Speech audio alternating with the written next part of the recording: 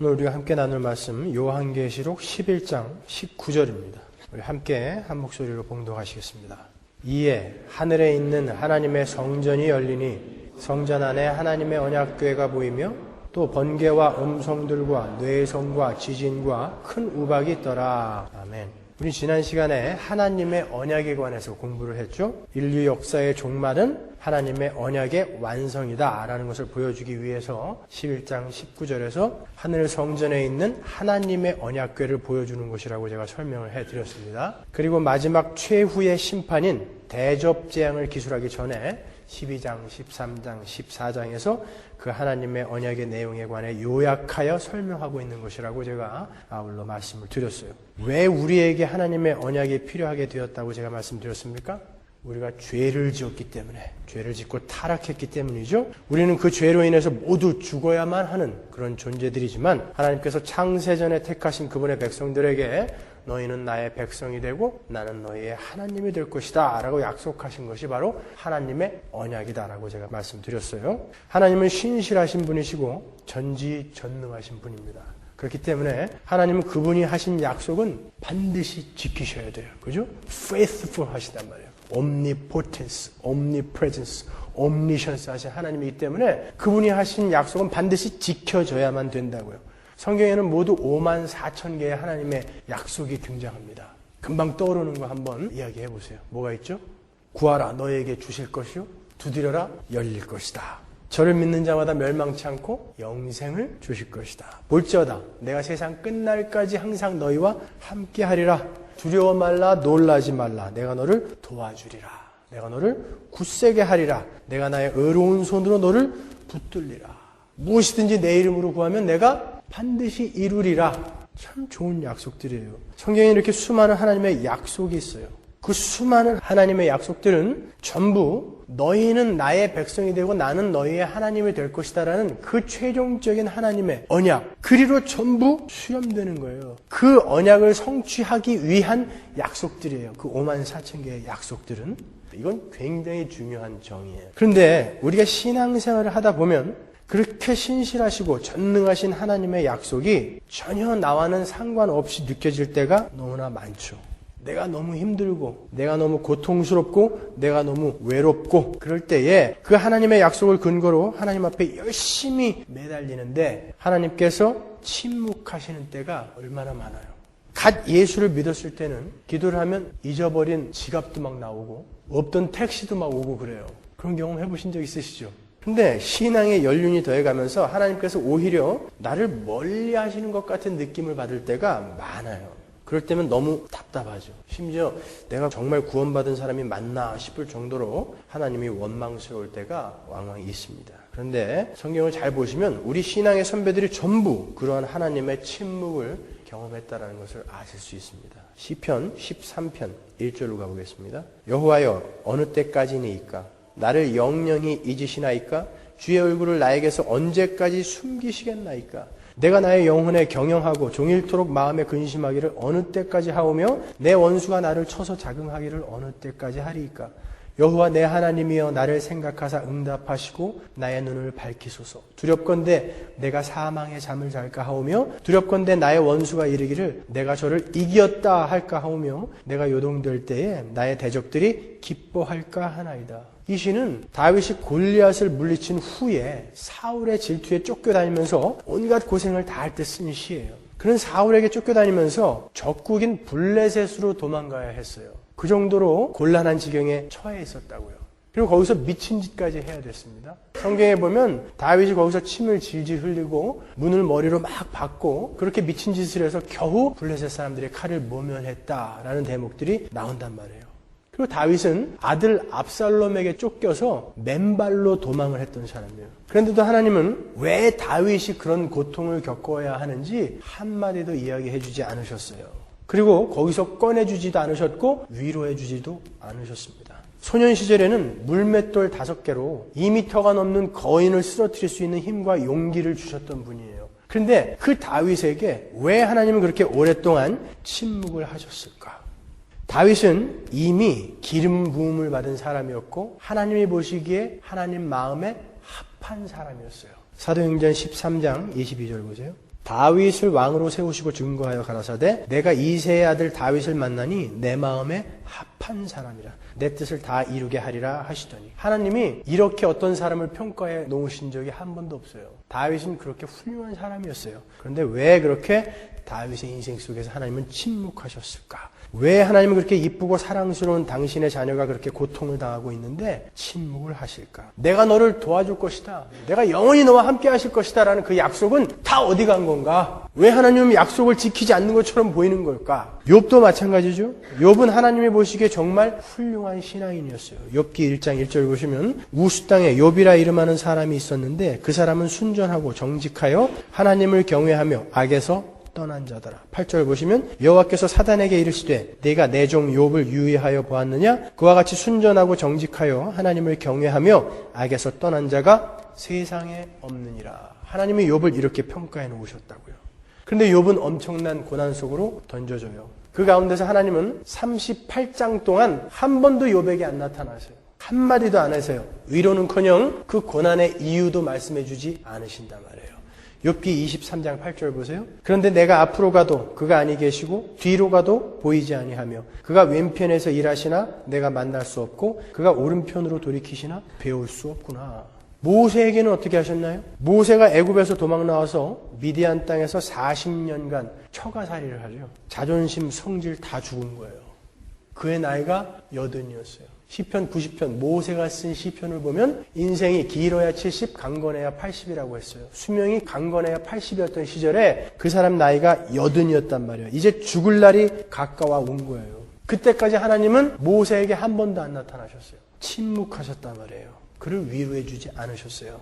아브라함은 어떻습니까? 아브라함은 75 되던 해에 하나님으로부터 자손을 약속받았어요. 하늘의 별처럼 바다의 모래처럼 많은 자손이 너에게 있을 것이다. 근데 25년 동안 자식을 안 줘요.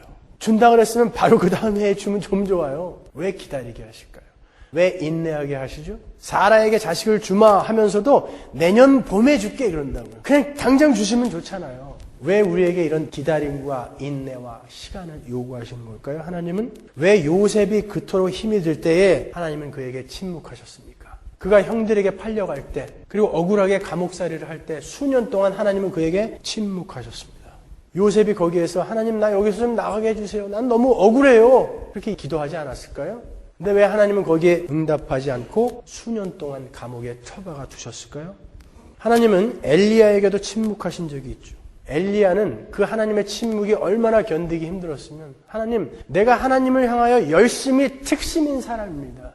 그런데 왜 나에게 이러십니까? 차라리 나를 죽이십시오 그랬어요. 얼마나 그게 힘들면. 우리의 모습을 한번 보죠. 여러분 중에는 지금 질병으로 고통을 당하고 계신 분들이 계세요. 여러분 하나님께 그거 고쳐달라고 얼마나 많이 기도하셨어요? 하나님이 침묵하십니다. 잘 안 고쳐주시죠. 여러분 자녀의 문제로 고통받고 계신 분들 계시죠. 그 자녀를 위해서 얼마나 많이 기도하셨습니까? 뭔가 그 자녀에게 금방 변화가 오던가요? 부모가 자식을 위해서 기도하는 것만큼 간절한 기도가 어디 있겠어요? 그런 간절한 기도를 들으시고도 하나님은 왜 침묵하시냐고요. 내가 요구하는 게 정당한 거예요. 내 자식 하나님께 돌아와서 정말 바르게 예수 믿고 바르게 살게 해주세요. 정당한 기도를 드리는데 하나님이 안 들어줘. 내 자식의 변화가 없어요. 우리 교회에는 특별히 어려운 분들이 많으세요. 생활이 어려운 분들이. 그럼 복이에요. 교회에 그런 분들이 계시다라는 것은. 여러분들 하나님께 기도 안 하셨어요? 하셨죠. 하나님 나 배고파 죽겠어요. 언제까지 나 이렇게 가난하게 살아야 돼요? 하나님 조금만 풀어주세요. 근데 변화가 없어요.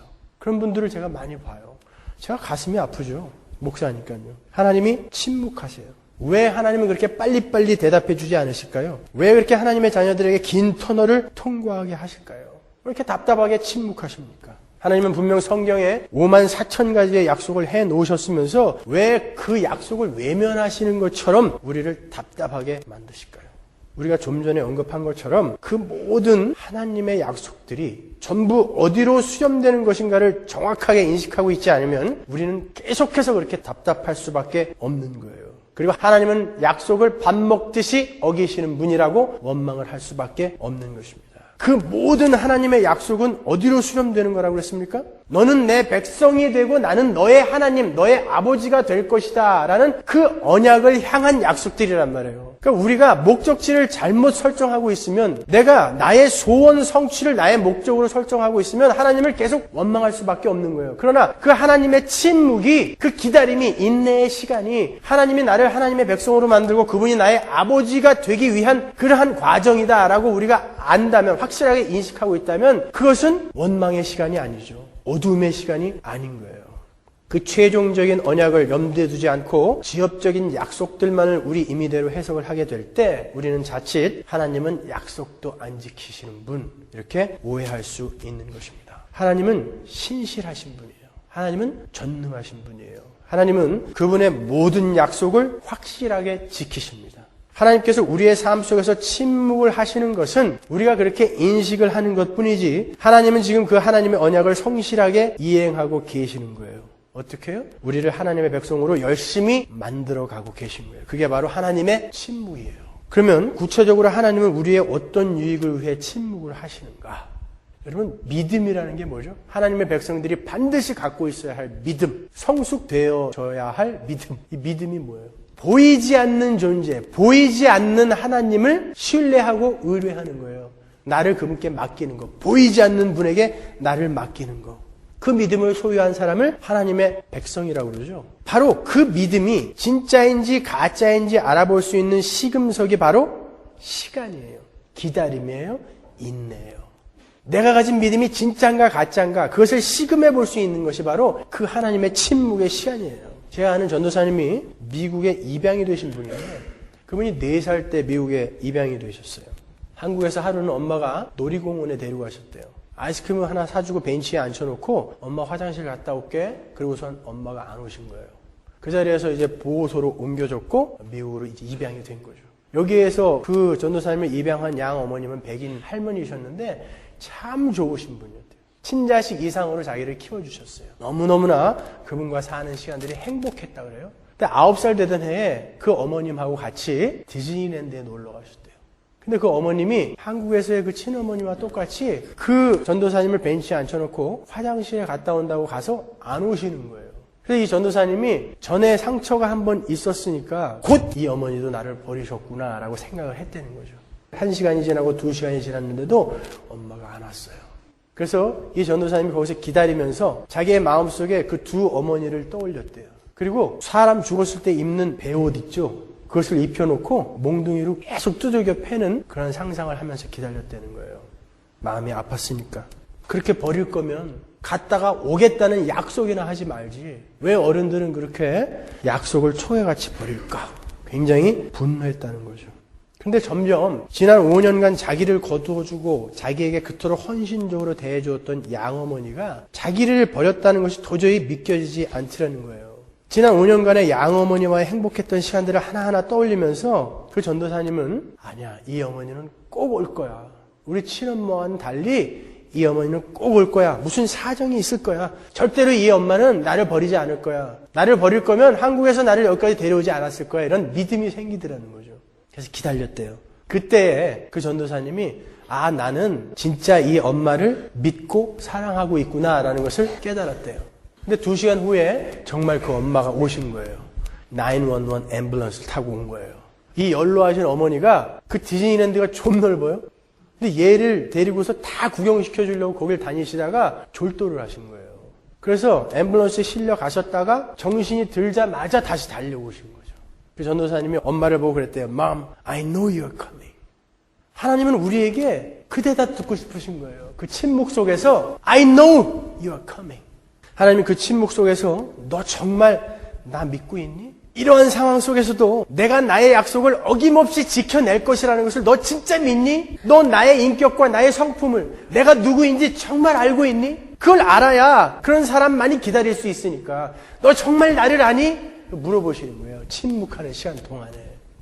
그러니까 하나님의 침묵은 우리의 믿음의 성장을 위해 반드시 거쳐야 할 시간인 거예요. 우리는 그런 침묵의 시간들을 통과하면서, 아, 하나님은 절대 나를 버리시는 분이 아니구나, 그 깨닫게 되는 거예요. 우리는 우리가 하나님을 믿고 신뢰하고 그분을 아버지로 여기고 있다고 하면서도 얼마나 그분을 신뢰하지 못하는지 몰라요. 하나님께서 우리의 삶 속에서 침묵하시게 되면 우리는 얼마간은 잘 견디는 듯 보여요. 그런데 고통은 계속되고 하나님의 침묵은 계속되고 시간이 지나면 지날수록 그 하나님에 대한 신뢰는 점점 사그러들죠. 우리는 그 하나님의 침묵 속에서 우리의 믿음이 진짜인지 가짜인지 확인해 볼 수 있는 거예요. 우리에게 시험이 닥치게 되면 우리가 얼마나 하나님을 신뢰하는지, 우리가 얼마나 그분에 대해서 알고 있는지 금방 탄로가 나죠. 멀쩡할 때는 예수를 잘 믿는 것 같다가 병에 걸려 죽어가면서 하나님이 있긴 어딨냐? 하나님이 있다면 나한테 이럴 수가 있어? 이렇게 하나님을 원망하면서 죽어가는 사람들을 저는 많이 봤어요. 사업이 잘 될 때는 예수를 잘 믿는 것 같다가 오래도록 사업이 회복되지 않으면 이내 하나님을 떠나버리는 엉터리 같은 믿음을 소유한 사람들을 저는 많이 봤습니다. 우리는 그 하나님의 침묵을 경험하면서 우리의 믿음을 그렇게 시금해 보는 거예요. 나는 바로 하나님을 지금 믿고 있는가? 나는 진짜 그 보이지 않는 하나님을 소망하고 있는가? 보이지 않는 천국을 소망하고 있는가? 우리는 그 모든 상황들이 그 오랜 하나님의 침묵이 하나님의 언약을 따라 나를 하나님의 백성으로 양육하고 계시는 하나님의 열심이다라는 사실을 절대 놓쳐서는 안 되는 것입니다. 그래서 진짜 하나님의 백성들은 하나님의 침묵을 경험하면서 자신들의 믿음이 진짜인지 가짜인지 확인하면서 하나님께서 나에게 다른 어떤 것으로 이 땅에서 보상해 주시지 않는다 하더라도 나는 하나님만으로 만족하며 하나님만으로 기쁩니다 라는 고백을 하게 되는 거예요. 그렇게 성숙되어지는 거예요. 우리 성가대가 조금 아까 찬양했죠. 이 눈에 아무 증거 보이지 않아도 나는 믿음으로 그 나라를 소망하면서 씩씩하게 가겠습니다. 걸어가세 걸어가세. 제가 제일 좋아하는 찬송이에요. 새벽기도 계속 나오시는 분은 아시죠? 얼마나 제가 이걸 자주 부르는지. 이 눈에 아무 증거 아니 보여도 하나님이 계속 침묵하고 계시고 내 눈에는 아무것도 안 보여요. 해결이 하나도 안 돼요. 내 문제가. 그럼에도 불구하고 믿음으로 걸어가세. 그게 하나님의 침묵이에요. 하나님은 우리의 인격을 존중해 주시죠. 하나님은 인격자이신 것입니다. 그 인격자이신 하나님께서 우리를 인격자로 대우해 주시는 증거가 바로 하나님의 침묵이에요. 하나님의 침묵은 복된 것입니다. 어린아기가 울며 부칠 때 부모는 절대 침묵할 수 없어요. 왜냐하면 아기와는 이야기가 안 통하기 때문에 그래요. 그리고 아기는 이해력과 사고력이 아직 부족하기 때문에 아기가 울면 부모는 얼른 가갖고 젖을 물리거나 우유를 데워주거나 기저귀를 봐줘야 되는 것이죠. 그러나 아이가 자라면서 부모들은 아이들이 도움을 청할 때 종종 침묵을 하죠. 그것은 그 아이가 스스로의 힘으로 그 상황들을 이겨낼 수 있는 힘을 키워주기 위한 부모의 따뜻한 배려예요. 그러니까 어느 순간부터 하나님께서 여러분의 삶 속에서 침묵하시기 시작하셨다면 여러분 기뻐하십시오. 드디어 우리 아버지가 우리를 신뢰하기 시작하신 거예요. 아들아, 딸아, 난 너 믿는다. 이제 나 너 믿어. I trust you. 하나님이 우리를 믿어주시는 거예요. 하나님은 우리를 믿어주세요. 그 사람들에게만 침묵이 경험되는 거예요. 그러니까 기뻐하시란 말이에요. 여러분, 요셉에게 하나님이 침묵하실 때 요셉은 끝까지 신실했습니다. 끝까지 하나님을 섬기는 자로서의 삶을 살아냈어요. 그럴만하니까 하나님이 요셉의 삶에 침묵하시는 거예요. 다윗도 마찬가지예요. 13년 동안 하나님이 그 삶 속에 침묵하셨어요. 그동안 다윗은 하나님께 신실했어요. 하나님께서 기름 부은 왕 사울에게도 예우를 깍듯하게 했어요. 그는 여전히 부하들을 선대했다고요. 그 침묵의 기간 동안에. 하나님은 그런 그를 믿었기 때문에 그에게 침묵하실 수 있었던 거예요. 그리고 다윗은 그 침묵 속에서, 요셉은 그 침묵 속에서 더욱더 실한 하나님의 자녀로 성숙된 거예요. 그렇게 하나님의 침묵을 통과한 다윗이 70이 넘어서 이제 말년에 이런 고백을 했죠. 시편 23편 1절 보세요. 여호와는 나의 목자시니 내가 부족함이 없으리로다. 그가 나를 푸른 초장에 누이시며 쉴 만한 물가로 인도하시는도다. 내 영혼을 소생시키시고 자기 이름을 위하여 의의 길로 인도하시는도다. 내가 사망의 음침한 골짜기로 다닐지라도 해를 두려워하지 않을 것은 주께서 나와 함께 하심이라. 주의 지팡이와 막대기가 나를 안위하시나이다. 다윗은 그 하나님의 침묵 속에서 하나님의 침묵이라는 것은 우리가 생각하는 것처럼 하나님의 외면이 아니라 하나님의 적극적인 지키심이요. 거기 안위하신다라는 말이 나오죠. 지키심이요. 하나님의 신실하신 약속이 이루어지고 있는 복된 시간이구나라는 것을 깨달은 사람이에요. 그래서 이런 시를 쓴 거예요. 4절에 보면 다윗이 사망의 음침한 골짜기를 다녔다라고 수레를 하죠. 많이 힘들었어요. 그런데 그 사망의 음침한 골짜기가 나에게 해가 되는 것이 아니라 하나님이 나를 안위하시는, 나를 지키시는 순간들이었다는 것을 다윗이 알고 이 시를 쓴 거예요. 그 사망의 음침한 골짜기, 하나님의 침묵은 주의 지팡이와 주의 막대기로 하나님이 나를 지키는 시간이었다라고 고백하고 있는 거예요. 그런데 나를 지키는, 나를 안위하시는 도구가 뭐예요? 지팡이와 막대기죠. 거기에 등장하는 주의 지팡이, 미쉐나는 목자가 양을 이렇게 돌보는데, 치는데 쓰는 막대기예요. 그러나 거기에 나오는 막대기, 쉐베트는 아이들에게 바른 삶을 가르치기 위한 회초리라는 뜻이에요. 그러니까 하나님의 지키심, 하나님의 안위하심은 우리가 원하는 것을 뭐든지 다 들어주면서 엉덩이나 툭툭 쳐주는 그런 지키심이 아니라는 거예요. 때로는 하나님의 회초리가 우리에게 날라온다고요. 그게 하나님의 침묵이에요. 그러나 하나님이 그 고통을 우리에게 만들어서 주시는 것은 아니란 말이죠. 그래서 그 하나님의 침묵은 우리에게 그렇게 유익한 것이기 때문에 그 하나님의 침묵의 시간을 잘 견뎌내고 통과해낼 수 있는 하나님의 신뢰를 받는 사람들에게 하나님께서 때때로 자신을 감추어 버리시는 거예요. 베드로전서 2장 19절 보세요. 억울하게 고난을 당하더라도 하나님을 생각하면서 괴로움을 참으면 그것은 아름다운 일입니다. 뭐가 아름다운 거래요? 억울하게 고난을 당하더라도 하나님을 생각하면서 괴로움을 참으면 그게 아름다운 일이래요. 아름다운 게 다 얼어 죽었어요? 이게 아름답게? 여러분 이거 원하십니까? 이게 아름답대요. 하나님 나 억울해요. 내가 뭐 잘못한 것도 없고 왜 억울하게 내가 이 고통을 당하고 있어야 돼요? 근데 그게 아름답대요. 하나님은. 죄를 짓고 매를 맞으면서 참으면 그것이 무슨 자랑이 되겠습니까? 그러나 선을 행하다가 고난을 당하면서 참으면 그것은 하나님께서 보시기에 아름다운 일입니다. 게다가 억울한 것 정도가 아니라 선을 행하다가도 고난을 당하게 되는데 그걸 참는 게 아름다운 일이래요. 근데 21절에 보세요. 바로 이것을 위하여 여러분은 부르심을 받았습니다. 우리가 왜 구원을 받았다고 그래요? 바로 이걸 위해서 구원을 받았대요. 억울하게 고난당하고 선을 행하다 고난당하고 그러면서도 끝까지 참는 거. 하나님 왜 안 도와주세요? 그런데 하나님이 계속 침묵하세요. 근데도 끝까지 참는 그 일이 아름답대요. 그리고 우리는 그것을 위하여 부름을 받았대요. 우리는 전부 그거 싫어하죠. 저도 싫어요. 해롤드 쿠시너가 선한 사람에게 나쁜 일이 일어날 때 이런 책을 썼죠. 해롤드 쿠시너의 아들은 프로게리아라는 병으로 죽었어요. 조로증이라고 아세요? 조로병. 아이가 10살, 11살만 되면은 완전히 다 늙어가지고 그냥 죽는 거예요.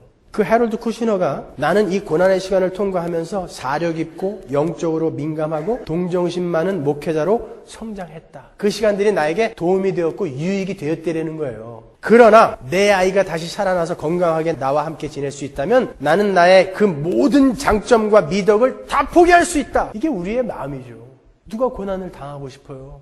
그 미덕, 장점, 그 고난을 통하여 나에게 그런 것이 주어졌다고 하는데 나에게 그 고난을 다시 가져가 주실 수 있다면 나는 그거 다 포기할 수 있다. 이게 우리의 마음이에요. 근데 하나님은 아니다. 반드시 너희는 그걸 통과해야 된다. 그런단 말이죠. 여러분 그 삶이 우리 인간들에게는 참 이해가 안 가는 삶이기 때문에 예수 그리스도께서 오셔서 그 삶이라는 것은 바로 이런 거야 라고 본을 보이고 가셨다라고 베드로가 이렇게 이야기하고 있는 것입니다. 왜냐하면 바로 그 삶이 하나님의 백성들의 삶이요, 하나님의 속성이요, 예수님의 속성이기 때문에 그래요. 우린 천국 가서 내가 손해를 보고 내가 억울한 일을 당하고 내가 죽어서 남들이 유익해지는 삶을 전부 그렇게 살 거란 말이죠. 그렇기 때문에 너희들은 그걸 위해서 부름을 받았다라고 말씀하는 것입니다, 여러분. 우리 타락한 인간들은 그 삶을 완전히 이해할 수가 없을 거예요. 그러나 하나님은 우리를 그 자리로 부르고 계시는 거예요. 여러분 누에를 잘 아시죠? 누에가 뽕잎을 먹고 실을 뽑아냅니다. 그리고 그 실로 자기를 칭칭 감아요. 그리고 번데기가 됩니다. 보셨어요? 그거 이렇게 열어보면 전 많이 열어봤어요. 시골에서 자랐으니까. 뒤지게 맞았죠. 그래서 열어보면은 번데기는 죽어 있는 것 같아요. 근데 그게 2주만 지나면요 그 안에서 얘가 나비가 돼요. 그리고는 하루를 꼬박 그 고치 안에서 막 부시럭부시럭 그래요. 나오려고요. 거기서 이제는 살아났어요. 날개도 돋았어요. 그래서 그 고치 안에서 나와야 되는데 이게 너무 힘든 거예요. 안 찢어지니까. 근데 하루를 찢어요. 그걸 하루를. 그 옆에서 보다가 너무 안타까운 마음에 조금 찢어주잖아요. 그럼 걔는 나와서 하루밖에 못 살아요. 자기 힘으로 하루 종일 부석부석 되면서 찢고 나온 그 나방만이 3차원의 세계를 사는 거예요. 누에가 꾸불통꾸불통 2차원의 세계를 살다가 이제 찬란한 날개를 갖고 3차원의 디멘전을 살기 위해서는 그 고통을 꼭 통과해야 되는 거예요. 우리도 언젠가 2차원과는 다른 차원의 새로운 몸을 입고 살게 될 거예요. 부활의 몸을 입고. 그러기 위해선 우리는 반드시 그 하나님의 침묵의 시간을 통과해야 되는 거예요. 고난과 고통이라는 것은 하나님이 만들어서 우리에게 주시는 거 아니에요. 전부 우리의 죄로 우리가 만들어낸 거예요. 우리가 우리를 스스로 보호하고 우리의 힘을 축적하기 위한 그 과정 속에서 나온 것이 바로 고통이며 고난이에요. 창세기 3장 17절 보시면 아담에게 이르시되 내가 내 아내의 말을 듣고 내가 너더러 먹지 말라 한 나무 실과를 먹었은즉 땅은 너로 인하여 저주를 받고 너는 종신토록 수고하여야 그 소산을 먹으리라. 땅이 내게 가시덤불과 엉겅퀴를 낼 것이라. 여기서 18절에 가시덤불과 엉겅퀴가 바로 우리가 당하는 고통을 말하는 거예요. 죄로 말미암아 이 땅에는 이제 고통이 만연하게 된 거예요. 그러니까 여러분이 당하시는 고난과 고통은 모두 인간의 타락으로 말미암아 땅에 생기게 된 가시덤불과 엉겅퀴들인 거예요. 그래서 예수 믿는 사람들도 이 땅에 사는 한, 육신을 입고 있는 한 그 가시덤불과 엉겅퀴에서 벗어날 수가 없어요. 그래서 쓰나미가 올 때 기독교인들이 같이 죽는 거예요. 911이 닥쳤을 때 같이 죽는 거예요. 허리케인이 와도 교회에서 예배드리다가 그냥 같이 죽는 거예요. 하나님은 가시덤불과 엉겅퀴를 벌초해 주지 않으세요. 그냥 거기에 놓고 우리에게 지도와 나침판을 주시죠. 말씀과 복음을 주시는 거예요. 그리고 그 안에서 우리는 그 가시덤불과 엉겅퀴 속에서 이 나침판과 지도를 가지고서 우리 스스로 찾아 나와야 되는 거예요, 밖으로. 그러면서 야, 이 지도와 나침반이 없었으면 어떻게 할 뻔했는가? 너무너무나 소중한 거, 감사하다, 이걸 깨닫는 거예요. 그래서 가시덤불과 엉겅퀴가 없으면 안 되는 거예요. 여러분, 초코파이를 제일 맛있게 먹는 방법이 뭔지 아세요? 군대 가는 거예요. 저는 초콜릿을 원래 싫어해요. 그래서 초코파이도 별로 안 좋아하거든요. 근데 훈련소에 가가지고 몇 달 동안 훈련을 받는데 너무너무 배가 고파요. 근데 고참이 PX가 갖고 초코파이를 하나 탁 주더라고요. 세상에. 1시간 동안 빨아먹었잖아요. 너무 맛있어가지고. 저는 원래 입이 짧아가지고 어디 나가서 밥을 잘 못 먹었어요. 근데 군대에 처음 딱 들어갔는데 첫 식사 때 돼지고기 국이 나왔는데 비계 하나 딱 들어있는데 거기 털이 아직도 제모되지 않은 돼지털이 이만큼 붙어있는 거예요. 그래서 일주일 동안 제가 밥을 못 먹었어요. 아, 이거 더러워서 못 먹겠다. 근데 한 달 지나고 2달 지나니까 그런 게 어딨어요. 내가 사회에서 먹던 그 밥들이 얼마나 맛있는 거였는지 거기서 알겠더라니까요. 아니, 깻잎 통조림이라도 하나 이렇게 있으면 진수성찬이죠. 그리고 고참들이 먹다가 라면 국물이라도 조금 남겨주면 거기다 밥 말아서 진시황이 안 부러워요. 모든 것이 풍부한 곳에서 초코파이의 가치는 그야말로 보잘것없는 거예요. 그렇지만 내가 나의 배를 만족시킬 수 있는 것들이 다 사라진 곳에서의 초코파이는 그야말로 그 진가를 발휘하게 되는 거예요. 우리는 하나님의 침묵이라는 그 고통 속에서 그 구원의 진가를 깨달을 수 있게 되는 거예요. 그래서 어거스틴은 하나님의 침묵은 우리의 구원을 바라보는 확대경이다, 이렇게 이야기를 했어요. 맞습니다. 우리가 우리를 만족시킬 수 있는 것들에 둘러싸여 있을 때에는 하나님의 구원이 얼마나 값진 것인지를 우리가 깨달아 알 수가 없어요. 그 나침판과 그 지도가 얼마나 소중한 건지 우리가 알 수가 없어요. 내가 나의 지지대로 여기고 있던 것들이 하나 둘씩 떠나갈 때 우리는 비로소 내가 진짜 의지하고 바라볼 곳이 어디인가를 알게 되는 거예요. 여러분, 왜 그 고통스러운 할례를 하나님의 언약이다라고 이야기하시는지 아십니까? 하나님이 그러시죠. 이것이 내 언약이다. 그리고 왜 하나님께서 이스라엘이 가나안에 입성하기 바로 전 그 길갈에서 이스라엘 사람들에게 할례를 명했는지 아세요? 온 힘을 다해서 가나안하고 전쟁을 해도 이길까 말까 한데 거기서 남자들을 전부 할례시켜버렸어요. 전투력 상실.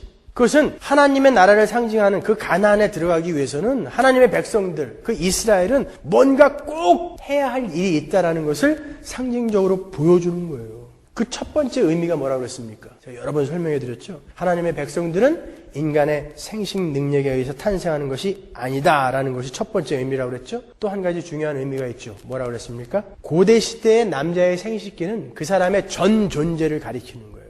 그들에게 할례를 행한다는 것은 가나안의 하나님 나라에 들어가기 위해선 나의 옛사람이 완전히 죽어야 된다는 것을 가리키는 거예요. 그리고 나의 능력을 다 단념하는 거죠. 전투력 상실. 그 천국은, 하나님 나라는 내 힘으로 들어갈 수 있는 곳이 아니다라는 거예요. 그러니까 힘을 빼버리는 거예요. 할례를 행해버리는 거예요. 그래서 여러분이 그 나라에 들어가기 전까지는 여러분이 갖고 있는 모든 힘을 다 빼버려야 되는 거예요. 그게 하나님의 침묵이라니까요. 그리고 그곳에 들어가기 위해서는 반드시 나의 옛사람과의 결별이 있어야 되는 거죠. 나의 못된 성품, 못된 인격, 이런 것들 죽이기 위해선 반드시 그 가시덤불과 엉겅퀴 같은 그 하나님의 침묵의 시간이 우리에게 꼭 필요한 것입니다. 그것이 길갈의 교훈이며 할례의 교훈이에요. 여러분, 남자가 할례를 행하게 되면 하루에 그 할례 자국을 몇 번이나 보게 되죠? 화장실 몇 번 가세요, 여러분? 적어도 여러분 그 할례의 의미를 그만큼은 매일매일 기억하셔야 되는 거예요. 매일매일 확인하셔야 되는 거예요. 나는 죽어야 되고 힘을 빼야 되는 자다라는 것을 여러분이 화장실 가는 만큼만이라도 여러분 기억하셔야 되는 거예요. 여러분, 고통 없이 절대 영광을 볼 수 없습니다. 우리는 no cross, no pain 그걸 원하지만 no pain, no gain이에요. 절대 고통 없이 무엇도 얻을 수 없어요. 사회생활도 마찬가지예요. 그거 안 하려고 엉터리 같은 놈들이 로또 사고 그러는 거예요. 일확천금. 내 페인 지불하지 않고 어떻게 얻어내려고 말이죠. 우리는 반드시 십자가를 통과해야만 그 영광에 이룰 수가 있어요.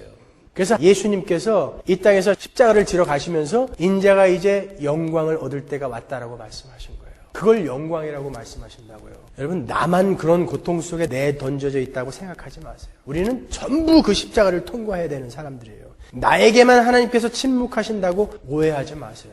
모든 그리스도인들은 똑같이 그 침묵의 시간을 통과해야만 돼요. 제가 예전에 고린도전서 10장에 하나님은 우리가 감당할 시험만 주신다라는 그 진리를 설명해 드린 적이 있어요. 그게 무슨 뜻이라고 했습니까? 원어의 뜻을 따라 번역을 하면 누구나 다 겪는 고통, 누구나 다 겪는 시험이라는 뜻이라고 그랬죠. Such as is common to man. 그게 정확한 번역이에요. 내가 견딜 수 있는 시험만 주신다. 그 이야기가 아니라 누구나 다 겪는 시험을 주신다라는 거예요. 그러니까 누구나 다 똑같이 그만큼의 고통은 갖고 있다라는 거예요. 어떤 여인이 아들을 사고로 잃고 너무나 속이 상하고 가슴이 아파서 현자를 찾아갔어요. 이 고통을 좀 잊게 해주세요. 너무나 아파요. 그랬습니다. 현자가 이야기했어요. 고통을 없애주겠습니다. 방법이 있어요. 온 나라를 두루 돌아다니면서 여태까지 고통을 한 번도 겪지 않은 집에서 겨자씨를 하나 얻어오십시오. 그것으로 당신의 고통을 깨끗이 씻어주겠습니다. 그랬어요. 얼마나 괴로웠겠어요? 그러니까 열심히 찾아다녔죠. 두들겼어요. 주인님, 이러저러 해서 제가 여기 왔습니다. 지금까지 고통을 당하신 적이 없다면 저에게 겨자씨를 하나 주세요. 그랬더니 그 주인이 이야기를 듣자마자 펑펑 울어요. 내가 최근에 겪은 고통, 그 이야기를 한번 들어보시겠어요? 그리고 오히려 자기의 고통을 막 이야기해 주는 거예요. 그 이야기를 듣다 보니까 오히려 내가 위로해 줘야 돼. 그래서 그 여인이 그 주인을 막 위로해 주다가 나왔어요. 안 되겠다. 좋은 집으로 가야지. 멋진 집에 가서 두들겼어요. 안녕하세요. 저는 이러이러한 사정이 있어서 왔습니다. 겨자씨 하나만 저에게 주실 수 있으세요? 주인이 그 여인을 불렀어요. 내 이야기를 좀 들어보세요. 내가 과거에 이렇게 살아왔어요. 이런 고통을 통과해서 여기까지 왔답니다. 또 그 여인은 그 주인을 위로해 줘야 됐어요. 사람 사는 게 다 그렇죠 뭐. 수년 동안을 전국 방방곡곡을 돌아다니면서 문을 두들기고 다녔는데 고통이 없는 집이 한 집도 없다는 것이죠. 그 여인을 깨달은 거예요.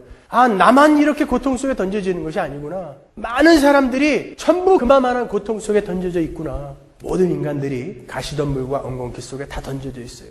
아닌 것 같이 보이는 것 뿐이지 전부 여러분들은 그 가시덤불과 엉겅퀴 속에 다 던져져 있는 거예요.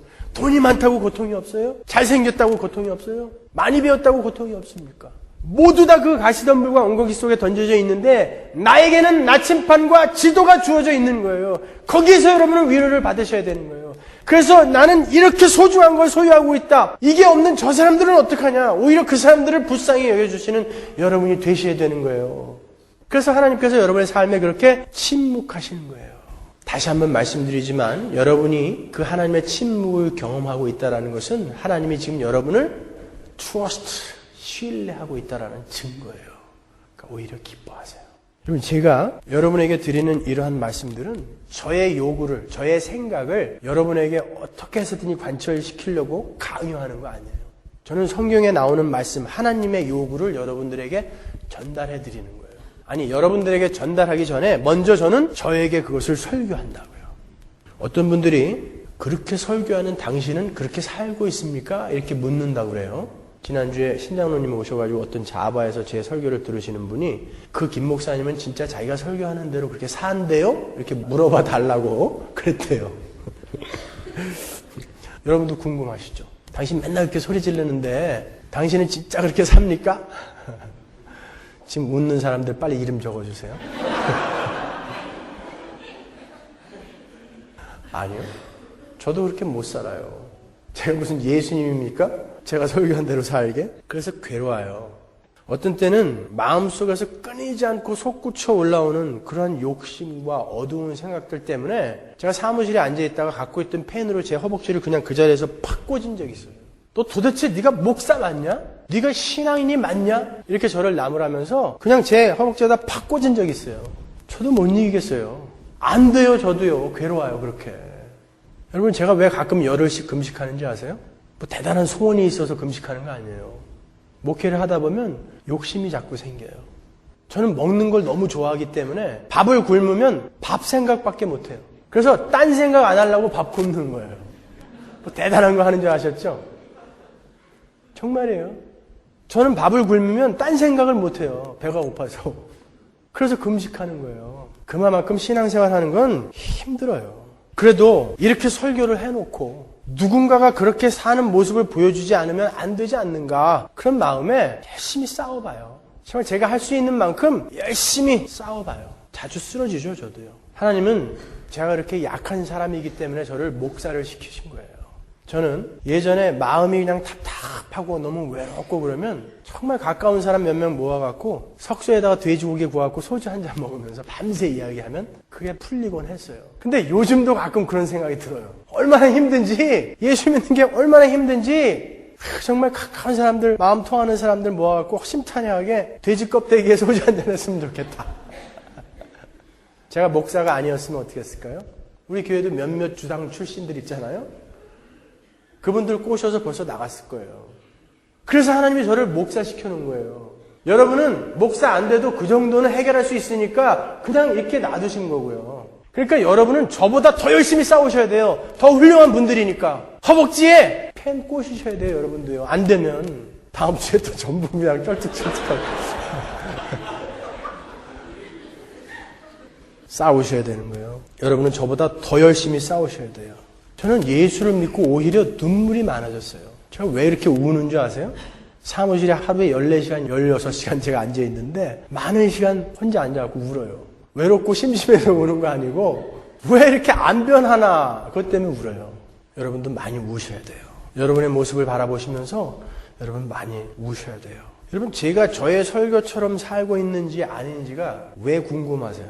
제가 그렇게 살면 절 따라서 그렇게 열심히 살고 싶어서예요? 그렇게 믿고 싶어요, 저는.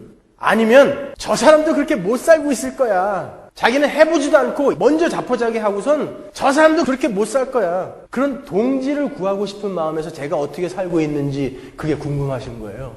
여러분 누가 어떻게 살고 있는지 그런 거 궁금해하지 마세요. 제가 그럼 그렇게 엉터리로 살다가 지옥 가면 여러분 저 쫓아오실 겁니까? 누가 어떻게 사는지 궁금해하지 마시고 여러분이 그 하나님의 말씀과 언약을 근거로 해서 하나님 앞에 1대1로 서세요. 저는 그 하나님의 말씀을 여러분에게 전달해 드리는 거예요.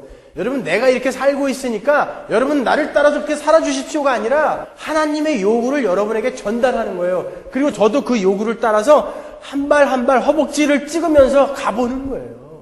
고통이 찾아왔을 때, 그런데 하나님이 계속 침묵하고 계실 때 목사는 어떻게 하는가 궁금해하지 마시고 너는 내 백성이 될 것이고 나는 너의 하나님이 될 것이다. 그리고 이 모든 것들이 그 언약의 완성을 위한 나의 섭리 속에 들어있는 것이니까 기뻐하라 라고 하셨던 그 하나님의 약속을 의지해서 여러분이 이겨내세요. 저도 저 나름대로 열심히 싸워볼 테니까요. 하나님은 신실하신 분이에요. 하나님은 반드시 약속을 지켜내시는 분이에요. 그리고 그 약속의 내용도 우리가 알고 있어요. 뭐가 두려우십니까? 잘 이겨내세요. 예전에 개그우먼 김미화 씨가 자기의 묘비명을 발표해가지고 히트친 적 있죠? 뭐였어요? 웃기고 자빠졌네. 그러니까 자빠졌다라는 말이 동사의 활용형 뒤에 붙으면 있다라는 말의 속어가 되죠. 웃기고 있네의 속어. 그게 웃기고 자빠졌네로 많이 쓰는데 자빠졌네라는 말이 일반 동사로 쓰일 때는 이렇게 서 있던 것이 이렇게 넘어진 거, 쓰러진 거, 그걸 나타내는 거예요. 그러니까 김미화 씨는 이 두 번째 의미로 쓴 거죠. 나는 웃기고 죽을 거라는 거예요. 끝까지. 제가 밥 먹고 가끔 정말 스트레스가 많이 받으면 요 놀맨디에 있는 공동묘지에 자주 가요. 거기는 유럽식 묘지라 묘비가 다 하나씩 있어요. 그래서 그 묘비를 하나하나 이렇게 읽으면서 다니면은 시원해요. 또 거기는 묘지는. 그래갖고 많은 생각을 하게 돼요. 근데 이렇게 묘비를 읽으면서 가는데 어떤 사람 묘비에 웃기고 자빠졌네 이렇게 써있으면 얼마나 웃기겠어요. 자기는 죽어서도 끝까지 웃기겠다는 거예요. 투철한 직업정신, 직업에 대한 자긍심을 나타낸 거예요. 예수 믿고 자빠져야죠. 예수 믿다가 가야죠. 끝까지 예수만 믿다 가야죠. 예수 믿는 게 너무 좋아서 누가 뭐래도 예수만 믿다 죽었다. 예수 믿고 자빠졌네. 그게 우리의 묘비명이 되어야 되지 않겠습니까? 누가 어떻게 사는지 그거 궁금해하지 마시고 그 시간에 자기를 돌아보세요. 자기의 할례 자국을 돌아보시고 하나님의 언약을 돌아보십시오. 이제 12장, 13장, 14장을 공부하시게 되면 정말 그런 고난을 우리가 이겨낼 수 있을까 생각되실 거예요. 여러분은 이겨내실 수 있어요. 그리고 지금 하나님의 침묵을 경험하고 계시고 하나님의 그 고통의 시간을 통과하고 계시다면 여러분은 지금 잘 이겨내고 계시는 거예요. 잘하고 계신 거예요. 끝까지 포기하지 마세요. 하나님의 언약은 반드시 이루어집니다. 계시록이 이렇게 명확히 나온 것처럼 하나님의 언약은 반드시 이루어집니다. 여러분 포기하지 마세요. 그리고 하나님의 침묵 속에서 그 하나님의 열심을 이겨낼 수 있는 진짜 실력자가 되세요.